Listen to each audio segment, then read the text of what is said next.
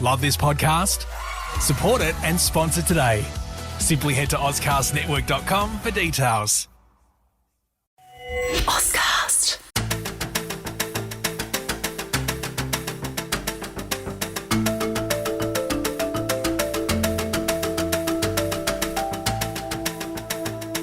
It can be lonely at the top. We all know what it's like to lead and own a business and wanting to scale, but finding yourself at a glass ceiling.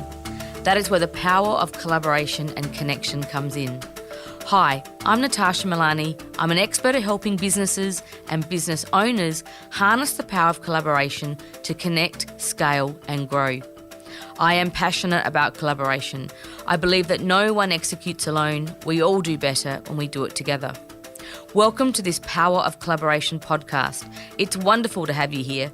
I hope you get the inspiration and information you need to harness the power of collaboration to break through your glass ceilings.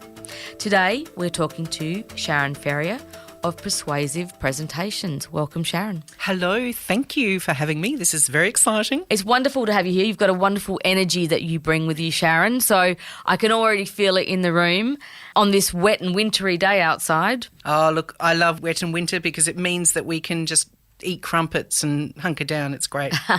Well, that's a good segue, Sharon. Crumpets. Crumpets, yes. On your website, it says that the thing that gets you out of bed in the morning is what you call the click, and I thought this was awesome. It's the sound you hear when someone you are speaking to finally gets it. I want to flesh out a little bit more today about your expertise in presentations and networking. For me, collaboration is about trust. It's about relationships, networking, collaboration, camaraderie, and I'm sure you've got some great tips for us. So let's just start with getting a bit of background on Sharon. A bit of background. Okay, well, look, this is interesting because on my website I say, here's what I think, and I say if you want to read my formal bio, go to LinkedIn, you can read it all about there. But I want to rewrite my bio and say, actually, I don't do anything, but my clients do great stuff. So I help empower people to be persuasive communicators, and that's pretty much it. And I've been doing it for 20 years now, and I really love it. And that click that I talked about is when you have somebody that is lacking confidence and they don't know how to express this, how to move people to action, and then it all falls into place and you see them light up, and I love doing that.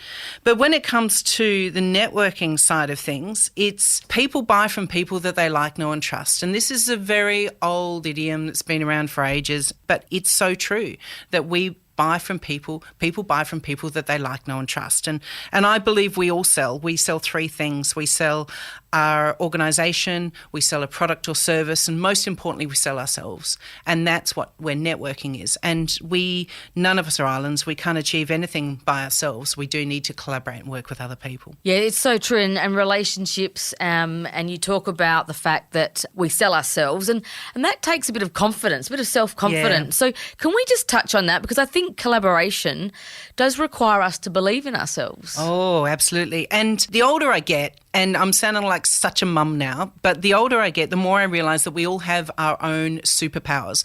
And it's interesting because I was working with some researchers just this week actually, and they were going, oh, but I'm not an expert. And I'm going, well, yes, you are. You've got expert knowledge in this area. You're not an expert in everything. None of us. There's only one person that's an expert in everything, and that's Suri. But the rest of us, we're experts in a particular field. So when I look at businesses, the arrogant person says, yes, I'm going to do it all, be it all, and whereas the smart person goes, you know what, here's my area of expertise. This is my superpower, and I need to pull other people together. And Richard Branson was famous for saying, I'm dyslexic. I'm never going to get my head around this bit here, but I have people that I trust that I can work with that will help me fill in those gaps. And this is where diversity comes in. This is where really knowing who you are and what you bring to the table and saying, you know what, this is me. This is my superpower. And I believe we've all got them. You know, a lot of people go, oh, but I don't have qualifications or I don't have a degree. No, but you're the person to do this bit here. I totally agree. And it's vulnerability, which is a key word, I think, in the SA leaders language, and authenticity. And I asked myself, what is my expertise. And it came down to, after reading The Tipping Point from Malcolm Gladwell, what a great book. Yep. I decided that I was a connector and I was passionate about it, because passion is also an important element. So what would you say to someone, Sharon, who is out there thinking, what's my expertise, what's my passion, and how do they share that or communicate that with others? Yeah, good question. And people sometimes struggle with this. And I say to them, okay, so what do people come to you for? What do people go, that's Natasha. Natasha is that person that does this. What do people come to you for? What do you do that other people kind of go, oh my God, that's so hard? And you go, it's nothing, it's easy.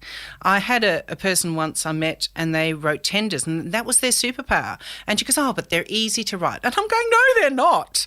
You know, people stress over tenders, and this is something that you can offer that other people will pay for, but also value you in that area, because it's your superpower. And it may be connecting, it may be skills that's associated with your area of education or research. It may be the fact that you've lived in 7 different countries, so you're particularly good. And I know people like that you can drop them in a foreign country. They don't know the language. Even without the help of the internet, they can make connections, make friends, get stuff done. So I think a bit of personal reflection, and I encourage people to do a SWOT analysis. And we do SWOT analysis with businesses, but it's really worthwhile to do it with yourself and to look at your strengths. And personal strengths open you up then to opportunities. The weaknesses that you have, they make you open or vulnerable to threats. Now, we don't need to work on every single weakness we have. Some of those weaknesses we can say, you know what, this is not my area of expertise. I really don't like it. I'm going to outsource that bit. And I think that's okay. Some weaknesses are non-negotiable. Some weaknesses we need to build up into maybe not a strength, but at least be competent in that area. But I feel the strengths, those are our superpowers. And you mentioned passion as well. It's really important that we go, okay, here's my strength, but maybe you're not passionate about that. And that's okay. So you go, that is a strength of mine, but I don't choose to do that. It's like Ash Barty, you know, she's a brilliant tennis player, and that was her passion and that was her strength. But now it's no longer her passion. She wants to do something else. And she made that very brave decision to go, you know what, I'm going to put this aside for a bit. So looking at yourself, doing a SWOT analysis on yourself, going back to your values, you know, I think those of us that were in corporate in the 90s have been scarred by the term values, and we get a bit scary about the term values. But when you look at your own personal values, they are your compass. They're the things that provide your true north. So if you can align your superpowers and your values and your passion, that's a winning trifecta. So I love the practical tip you've just provided there for those listening, a SWOT analysis. So I think that's a little bit of homework everyone can take away but enjoy that process. I just reflecting on one of my favourite sayings, which you may have heard me say before, but talking about vulnerability. Vulnerability leads to authenticity, and its authenticity is what leads to greatness. So that's when we put ourselves out there. I want to just go back to this word trust. So trust is built, is it earned, built over time? Can you share your insights? Because I think trust is a huge important element to collaboration. Can you share your thoughts on the word trust? So my thoughts on trust is it takes a while to develop. This is something that can't be rushed, and you need to show up frequently. And I think, and unfortunately, it's also one of those things that can be damaged very quickly as well. A few years back, I worked with a client that decimated their company's personnel. They said, we're listening to you, we're going to do all these group forums and listen to you. And then they did the exact opposite of what the people wanted. And I didn't work with them through that process, thank goodness, but then they brought me in afterwards and they said, we want to build up trust. And I said, good luck with that, sunshine, because it's not going to happen. And they burnt their people, and people will. I talk about a rapport bridge, and I remember thinking quite a lot about what is rapport. And one of the pillars of rapport is trust. And if you imagine a suspension bridge that's been held up by cables, so if you want to build rapport with somebody, each of those cables represents positive contact. So rapport is built on positive contact plus frequency. and you cannot rush that. And it's like rocking up to SA Leaders. You can't just go to one meeting, meet somebody and go, hey, I've got rapport with you, can I borrow your car? That's not going to work. But if you build up that rapport over frequent attendance and chatting to people and being interested in them. So when we look at that rapport bridge, one of the pillars is trust, and trust is built on reliability. Trust is built on, that being open and authentic and generous. I think one of the other pillars of rapport is generosity. So it's such an interesting topic, and I got to say, I'm not an expert on trust, but it's just fascinating to me how we can build it, but then it can also be shattered quite quickly as well. And I feel we've all businesses, we all have clients, we all have customers. Either they may be internal or they may be stakeholders in our business. And that reliability and just doing what you say you're going to do and being honest when things don't turn out as you expect. I had a client years ago, and she was a financial advisor. And during the GFC, her clients lost a lot of money. And I said to her, so how many clients did you lose? And she said none.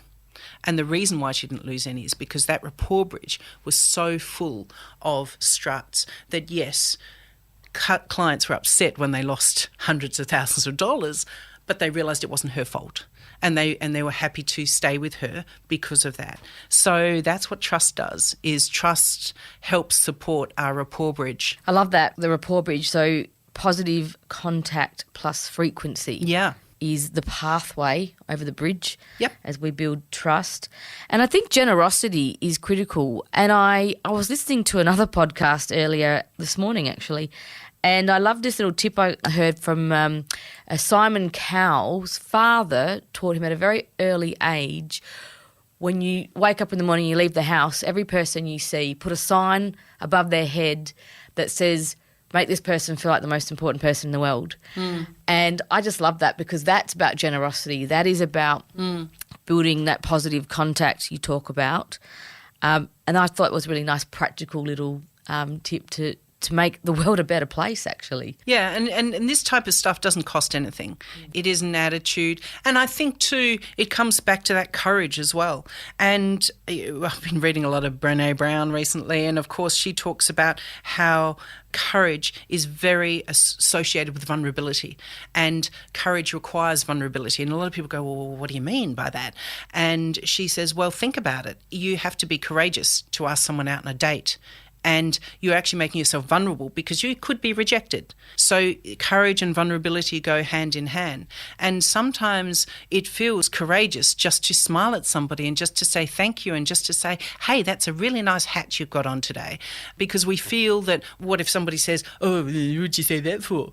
So I think that courage and communication, and we need to stretch ourselves to look up, stretch ourselves to try something new, and then keep tweaking it until it fits us. And I think the fact that awareness is just being aware is almost there to get to the solution. Awareness is the first step, but a very important one. So just having that on the front of your mind every day, or every event you attend, every time you have a conversation with someone, just to have that awareness about being generous and being that positive contact, I think, is important. So thank you for sharing that. SA Leaders, it is the collaboration, the connection, the camaraderie, the loyalty, the cultural piece, which I'm so passionate about in the network.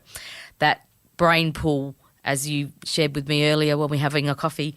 And I'm always fascinated. I walk into those networking events and I'm like a pig in mud, have a great time. But I'm often sharing stories with our members who networking can be confronting. So I'd love to just download from you some tips, some practical tips about what top 3 things you might do when you're walking into a room networking and doing it with confidence. So many people struggle with it. And it's the people that you wouldn't think would struggle with it. Years ago, I was coaching a CFO and of a really big organisation here in South Australia, and he had this most amazing career. He wasn't your average accountant that worked into a CFO role. He did this and that and everything, and unbelievably interesting man. And I said, so what are you struggling with? He said, well, I'm very self-conscious going to networking. And I said, okay, tell me why. And he said, and he leant in and he said, why would anyone want to talk to me? And I thought, oh my God, why would anyone not want to talk to you? You are fascinating. And I feel it's once again that vulnerability that we're putting ourselves out there and that we might get rejected. So my top tips for people that struggle with networking, and I know you're out there, I know there's a lot of you. My first tip is get there early. Because I know you're procrastinating about this. You're sitting in your car and you're going, I know I should go and I know I'll be fine once I get in there, but this is a bit nerve-wracking. Get there early because it's a lot less freaky when you've got 3 people there than when you've got 300. My second top tip is power up. There's a lot of research now that shows that our psychology is linked with our physiology. So if you're crouched in your car over your phone, step out of the car, pretend you've got a bad back, put your hands on your hips and do some big power pose stretches. So Amy Cuddy's got, if you haven't watched her video on TED Talk, I highly recommend it. Amy Cuddy, How Our Psychology is Affected by Our Physiology. So power up, get there early. The third thing is have a bit of small talk, icebreakers. My favourite icebreaker is, because I'm often going to functions by myself, so my favourite icebreaker is, hey, I'm new here, I don't know anyone, so I thought I'd come and say hello. That's it. And so far, I've yet to have someone go, I don't want to talk to you. Look, it might happen, but it hasn't happened yet. Or you may find a couple of people that are not in an intense conversation. You can rescue a wallflower, go up to them and say, hey, I don't know any here. Let's have a chat and let's walk around together. And the third thing is get curious. Ask questions. So what brought you here today?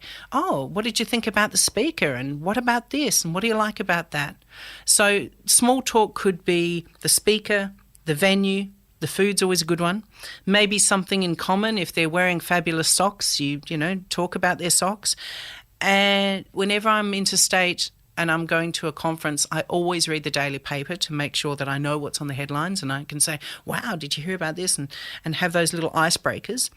And then lastly, make sure that you know how to answer that question, so what do you do? And there's 3 parts to this. The first part is your title, what is it you do? Something that we can connect with. The second part is your passion piece, why you do it. And the third, if you can, make it relevant to them. So I remember meeting an accountant once and I said, so what line of work are you in? She goes, I'm just an accountant. And I got to tell you, Natasha, that something inside of me died because I thought I don't want to speak to just an accountant.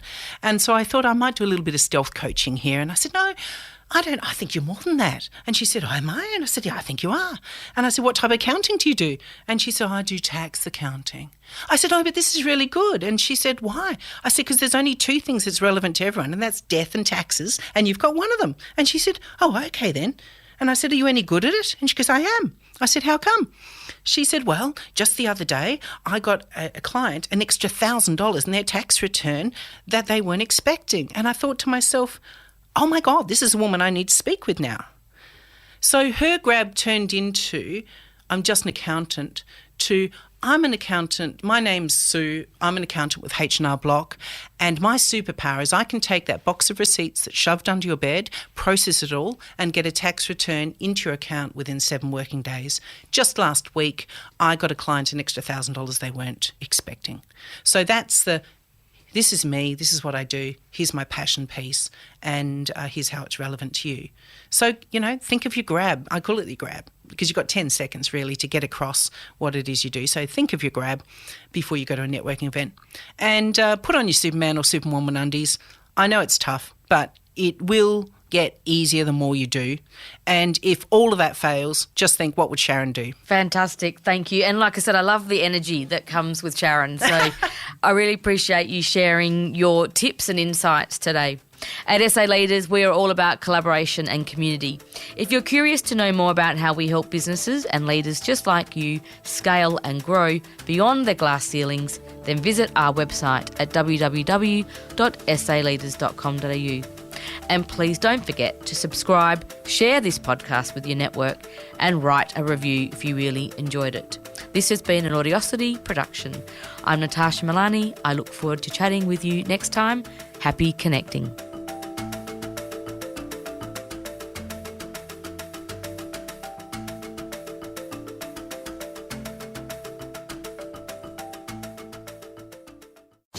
Love this podcast? Support it and sponsor today. Simply head to AuscastNetwork.com for details.